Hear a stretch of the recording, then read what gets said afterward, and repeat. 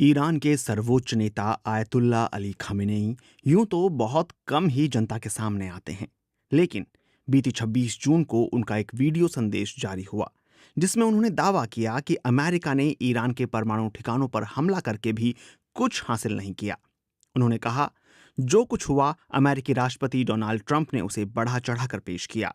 उनकी बातें सुनकर कोई भी समझ सकता है कि वो सच्चाई को तोड़ मरोड़ रहे हैं। खमेनेई के इस बयान पर अमेरिकी राष्ट्रपति ने भी रिएक्ट किया और ट्रुथ सोशल पर लिखा कि आयतुल्ला अली खमेनेई ने मूर्खतापूर्ण तरीके से ये क्यों कहा कि उन्होंने इसराइल के साथ युद्ध जीत लिया है। उन्हें पता है कि उनका बयान झूठ है, उन्हें झूठ नहीं बोलना चाहिए। इसके बाद ईरान के विदेश मंत्री सैयद अब्बास अरागची ने कहा कि अगर अमेरिका वाकई ईरान से कोई समझौता करना चाहता है तो राष्ट्रपति ट्रंप को ईरान के सर्वोच्च नेता आयतुल्ला अली खामेनेई के प्रति इस अपमानजनक और अस्वीकार्य लहजे को छोड़ना होगा। अमेरिका और ईरान की टॉप लीडरशिप के बीच हुई इस तीखी बयानबाजी पर दुनिया भर की नजरें रहीं। खासकर अरब जगत के मीडिया ने खामेनेई के वीडियो संदेश को प्रमुखता दी है।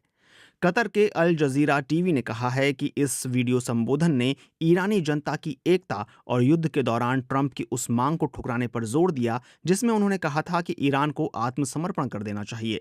मिस्र के सरकारी अखबार अल अहराम ने 27 जून की प्रमुख हेडलाइन में लिखा, खमेनेई ने इसराइल पर जीत का ऐलान किया और कहा कि उन्होंने अमेरिका को करारा तमाचा मारा।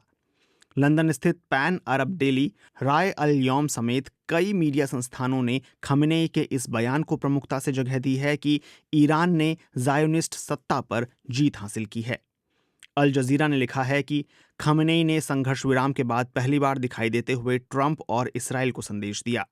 राय अल यौम के संपादक अब्दुल बारी अतवान ने लिखा कि खमेनेई की ये उपस्थिति ट्रंप और इस्राएली प्रधानमंत्री बिन्यामिन नेतन्याहू के लिए एक झटका थी और ये दिखाता है कि वह ईरानी शासन को बदलने में नाकाम रहे। उन्होंने कहा कि खमेनेई ने नेतन्याहू और ट्रंप के ऐतिहासिक जीत वाले झूठे दावों का जवाब दिया।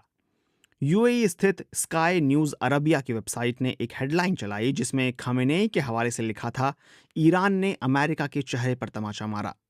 सऊदी के फंड से चलने वाले लंदन स्थित अशरक अल अवसत अखबार ने उन ग्राफिक्स को पब्लिश किया जिनमें अमेरिका के ईरान पर हमलों से हुए नुकसान को दिखाया गया था। लेबनान के निजी स्वामित्व वाले अखबार डेली अन नहार ने खमेनेई के बयान को प्रचार बताया है। इसमें लिखा गया है, खमेनेई ने युद्ध के बाद अपने पहले भाषण में जीत को लेकर सबसे बड़ा प्रोपेगेंडा फैलाया। इस अखबार ने 27 जून की अपनी एक रिपोर्ट में खमेनेई को एक पहेली बताया और हेडलाइन दी, खमेनेई अनजाने भविष्य का सामना कर रहे हैं।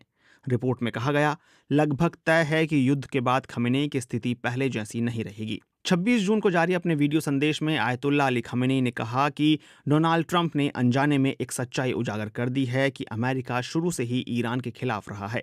ट्रंप ने जब ईरान से आत्मसमर्पण की बात की तो वो बहुत बड़ी बात कह गए।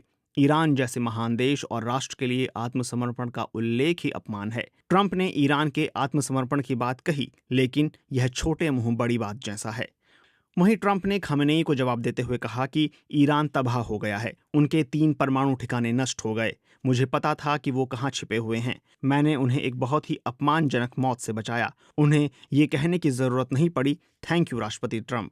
ट्रंप ने कहा कि वह पहले ईरान से प्रतिबंध हटाने की संभावना पर काम कर रहे थे, लेकिन हालिया बयानों के बाद उन्होंने इस पर काम करना बंद कर दिया है।